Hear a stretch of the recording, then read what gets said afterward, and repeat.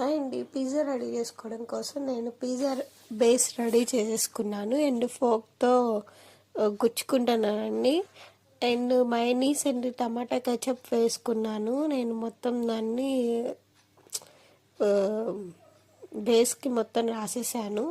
తర్వాత కొద్దిగా చీజ్ వేసాను. తర్వాత and onion, tomato, capsicum, sweet corn ఇవి నేను వెజ్ పిజ్జా చేస్తున్నాను కాబట్టి అవన్నీ వేసుకున్నానండి.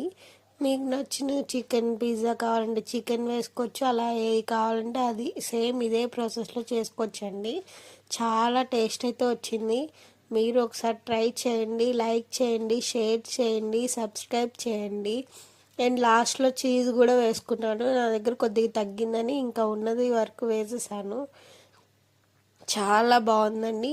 అండ్ ఇది ఓవెన్ లేకుండా ఎలా చేశాను అనుకుంటున్నారా? అండ్ ఒక పెద్ద బౌల్ పెట్టాను, ప్లేట్ సరిపడా గిన్నె పెట్టి దాన్ని ఒక 5 మినిట్స్ హై